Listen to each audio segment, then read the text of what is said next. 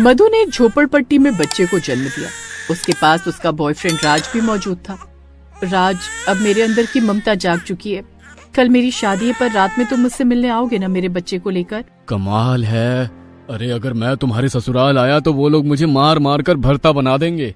चिंता मत करो, मैं किसी भी बहाने छत पर ही सोऊंगी। तुम जानते ही हो मेरे बाल जादुई हैं।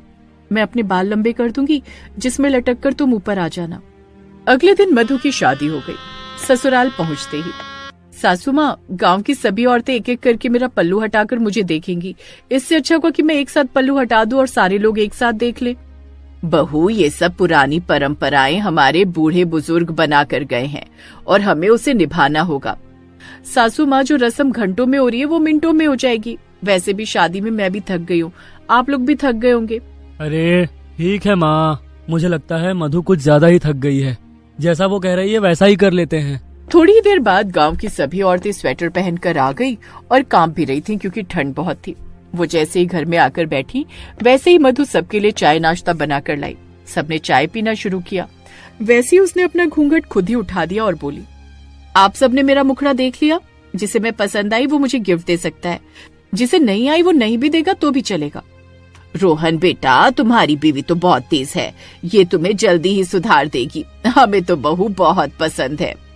मधु ने सारे गिफ्ट ले लिए और अपने कमरे में चली गई। सभी औरतें उसकी हरकत देखकर हैरान हो गईं, लेकिन वो फिर चाय नाश्ता करके अपने अपने घर चली गई। सास मधु के कमरे में आई तो वो अपने कमरे में मिली ही नहीं। बाहर आकर देखा तो वो किचन में खाना बना रही थी। बहू तो जरूरत से ज्यादा ही तेज है। वैसे भी मुझे तो भूख लग ही रही थी, जल्दी से रसोई की रस्म भी पूरी कर ले। इतना कहकर उसकी सास रसोई घर से बाहर चली गई। इतने में ही मधु ने चुपके से सबके खाने में नींद की दवा मिला दी। ये उसने क्यों किया आगे पता चल जाएगा। सभी ने खाना खाया और सो गए। इधर आज मधु और रोहन की सुहागरात थी। रोहन, आज तो हमारी सुहागरात है, जल्दी से इसे भी मना लेते हैं। हाँ मधु, आज हमारी सुहागरात तो है, लेकिन तुमने इतना अच्छा खाना बनाया कि खाकर मुझे बहुत नींद आ रही है। अगर तुम बुरा ना मानो तो मैं सो जाऊं, आधी रात को मुझे उठा देना। ठीक है, मैं किसी बात का बुरा नहीं मानती। आप रजाई ओढ़कर आराम से सो जाइए क्योंकि बाहर कोहरा गिर रहा है। जब सभी लोग सो गए तब मधु ने चुपके से एक कंबल तकिया उठाया और दबे पांव छत पर चली गई। छत पर बहुत ही भयंकर कपा देने वाली ठंड पड़ रही थी। सासू माँ और पति बहुत गहरी नींद में जा चुके होंगे। अब मैं यहाँ आराम से छत पर ठंड का मजा लेती हूँ। अभी मेरा राज आता ही होगा।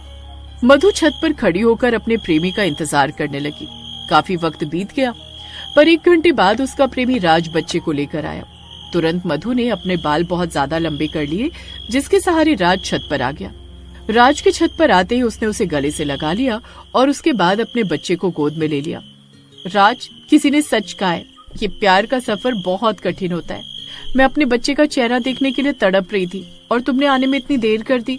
मधु, मैं तुम्हें क्या बताऊं, तुम नहीं समझ सकती कि मैं कैसे सबसे बचते बचाते आया हूँ। मैं मानता हूँ कि मैं अकेला ही रहता हूँ, लेकिन अगर मैं बच्चे को बाहर निकालता तो सभी लोग मुझसे सवाल पूछते कि बच्चा किसका है। इसीलिए जब आसपास की सभी दुकानें बंद हो गई, सभी लोग सो गए, तब मैं अपने बच्चे को लेकर तुम्हारे पास आया हूँ।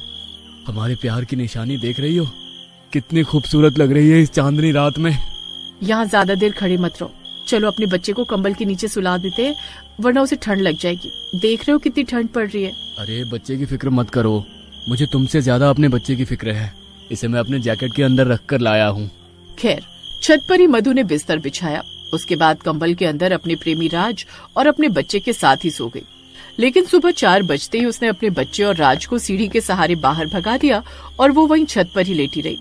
रात भर मधु ठीक से सो नहीं पाई, इसलिए उसकी नींद गहरी हो गई। 6 बजे सुबह उसकी सास छत पर आ गई। अरे बहू, तेरा रोहन के साथ झगड़ा हुआ क्या? इतनी कड़ाके की ठंड में तू यहाँ छत पर क्यों सो रही है? अपनी सास को छत पर देखकर मधु थोड़ा घबरा गई, लेकिन फिर भी किसी तरह उसने संभाल लिया। सासू माँ, मुझे ना छत पर सोने की आदत है। रोहन तो बहुत अच्छे हैं, उनसे मेरी कोई लड़ाई नहीं हुई। दरअसल जब तक मैं आसमान के तारे न देख लूं, तब तक मुझे नींद नहीं आती। चलिए, मैं आप सभी के लिए चाय नाश्ते का इंतजाम करती हूँ। मधु ने अपनी सास को कुछ बोलने ही नहीं दिया और वो नीचे आ गई। उसके बाद वो चाय नाश्ता बनाने लगी। सबने चाय नाश्ता किया और रोहन अपने काम पर चला गया। लेकिन अगली रात फिर से उसने खाने में सबकी नींद की गोली मिला दी और अपने प्रेमी के आने का इंतजार करने लगी। लेकिन उस रात सुबह के 3 बजने वाले थे, लेकिन राज आया ही नहीं। लगता है आज मैं अपने बच्चे का चेहरा नहीं देख पाऊंगी, जाकर सो जाती हूँ। मधु वहां से जाने वाली थी कि तभी वहां पर राज आ गया। मधु के लंबे बालों में लटक कर राज ऊपर आ गया। तुम्हें पता है ना, मैं तुम्हारे और अपने बच्चे के बिना एक पल नहीं रह सकती, और तुमने आने में इतनी देर कर दी। एक तो तुम अनाथ हो, जिस वजह से मेरे घर वालों ने मेरी शादी पता नहीं किस घर में कर दी। अगर हमारे प्यार के बारे में और इस बच्चे के बारे में मेरे ससुराल वालों को पता चल गया तो ये लोग हमें जिंदा नहीं छोड़ेंगे। तुम फिक्र क्यों करती हो? तुम तो मुझे अच्छी तरह से जानती हो ना कि मैं अनाथ हूँ। फिर भी मैंने अपने दम पर एक अच्छी खासी झोपड़पट्टी बना ली है, चाय की दुकान भी खोल ली है। इस ठंड के मौसम में बढ़िया दुकान चलने लगी है। मैं जल्द ही तुम्हें यहाँ से लेकर जाऊंगा। खैर, राज के इतना बोलते ही मधु का गुस्सा थोड़ा शांत हुआ और वो अपने बच्चे को दूध पिलाने लगी। अब ये रोज का काम हो गया था। हर रोज मधु अपने ससुराल वालों के खाने में नींद की गोली मिला देती थी, जिससे वो गहरी नींद में चले जाते थे और मधु तुरंत बिस्तर लेकर छत पर आ जाती थी। उसका पति बेचारा बहुत भोला भाला था। फिर एक दिन उसकी सास को उस पर थोड़ा शक हुआ। बहू हर रोज छत पर चली जाती है, वो भी इतनी ठंड में। मुझे तो उसकी बातों पर भरोसा नहीं होता। वो मुझे तो बोलने ही नहीं देती। इतनी गहरी नींद आ जाती है कि मुझे कुछ पता ही नहीं चलता। मधु जब रात में खाना बना रही थी तब उसकी सास दूर से चुपके से उसे देखने लगी। अंत में उसने देखा कि मधु खाने में नींद की गोलियां मिला रही थी। ये देखकर उसकी सास को बहुत अचंभा हुआ, लेकिन फिर भी उसने वहां कुछ हरकत नहीं की और वापस अपने कमरे में आ गई। अच्छा, तो ये मामला है। लेकिन मधु आखिर ऐसा करती क्यों है? आज किसी भी कीमत पर मैं सोऊंगी नहीं। खैर, रात में सभी लोग खाना खाने लगे। उसकी सास ने भी पूरा खाना खा लिया। फिर सभी लोग अपने अपने कमरे में सोने चले गए। बहू को लगता है कि वही समझदार है, हम लोग तो जैसे बेवकूफ है। मुझे नींद से छुटकारा कैसे पाना है, सारे नुस्खे पता है। उसकी सास ने ढेर सारा नींबू पानी पी लिया और सिर्फ सोने का नाटक करने लगी। करीब आधी रात में उसने देखा कि मधु चुपके से अपने कमरे से निकली, फिर अपनी सास के कमरे की तरफ देखा और छत पर चली गई। लगभग 1 घंटा बीत जाने के बाद उसकी सास चुपके से उठकर धीरे धीरे कदमों के साथ छत पर आई तो उसने देखा कि मधु किसी लड़के को गले से लगाए हुए थी और मधु के हाथ में एक बच्चा भी था। ये देखकर मधु की सास के पैरों के नीचे से जमीन ही खिसक गई। अच्छा, तो इसलिए तू इतनी ठंड में भी छत पर सोती थी? निकल जा इस पाप को लेकर मेरे घर से। तभी अचानक सास का पैर फिसला और वो छत से नीचे की तरफ गिर गई। मधु ने तुरंत अपने बाल लंबे किए और अपनी सास को अपने बालों में लपेटकर ऊपर खींच लिया। बहू, आज तूने मेरी जान बचाकर मुझ पर एक कर्ज लाद दिया है। अब तुम लोग मुझे अपनी सारी कहानी बताओ, क्योंकि अगर तुम दोनों इतनी ठंड में छत पर पूरी रात बिता सकते हो तो तुम दोनों के प्यार में कुछ ताकत तो होगी ही। सासू माँ, मुझे यकीन नहीं हो रहा कि आप इस तरह की बातें कर रही हैं। सबसे पहले तो मैं आपसे माफी मांगना चाहूंगी कि इतने सीधे साधे परिवार से मैंने झूठ बोला, लेकिन ये मेरी मजबूरी थी।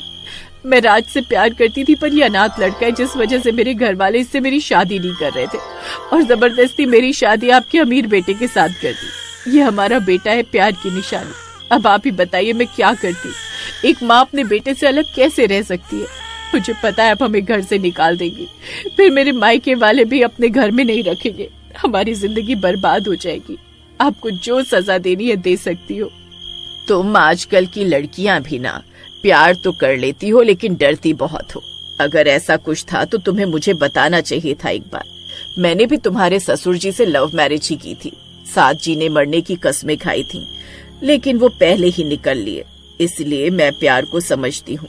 ओए लड़के, तू मुझसे वादा कर कि तू मेरी बेटी को हमेशा खुश रखेगा। मधु बेटा, अब तू मेरी बहू नहीं बेटी है। मैं बेटी के रूप में तेरी शादी करवाऊंगी। रोहन को मैं समझा दूंगी, वो भी मेरे जैसा ही समझदार है। अपनी सास के ख्यालात जानकर मधु की आंखों में आंसू आ गए। उसने अपनी सास को गले लगा लिया। अगले ही दिन उसकी सास ने मधु की शादी राज के साथ कर दी। राज अब रोहन की कंपनी में काम करने लगा और अपनी जिंदगी अच्छी तरह से बिताने लगा।